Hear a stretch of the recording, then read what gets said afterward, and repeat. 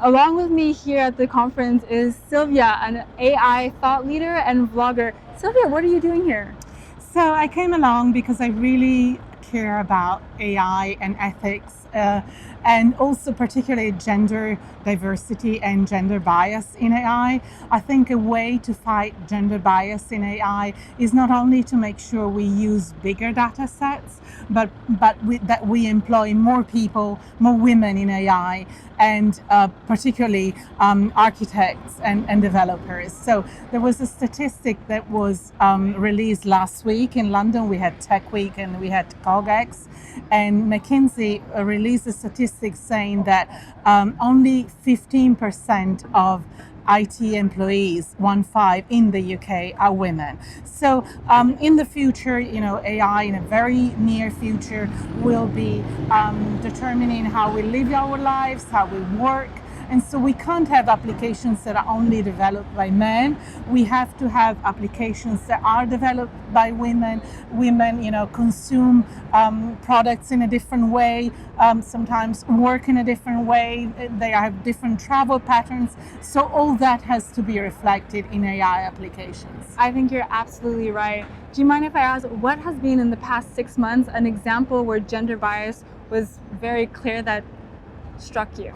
So I was talking to someone and they saw an app that was for women's health, and that app didn't take into account hormonal cycles and the fact that women have periods. And I thought it was amazing, because it's just so basic, but it was developed by men. And I thought, well, we are talking about AI, fighting cancer and finding new cures for diseases. And yet at the same time, we have such basic things happening and we can't afford that. That is hilarious and also quite sad at the same time. At the same time. Let's try and finish on a high note. What has been something good that you've seen in the news today? In the news? Mm-hmm. So I think, today, maybe not today, but last week. So last week I went to CogX, to London Tech Week, and I was absolutely fascinated by Teens in AI.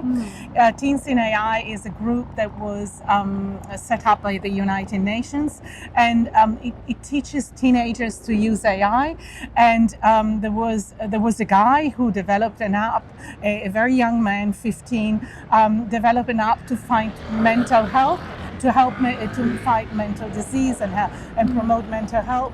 And basically, he was applying machine learning to sleeping patterns and helping people with mental diseases, sleep better. And I thought, it's amazing. Here we have somebody 15 years old. He started programming when he was 10, and so we have young people really embracing AI in that way, and it's fascinating. Fantastic. Thank you for your time, Sylvia. Thank you. Thank you.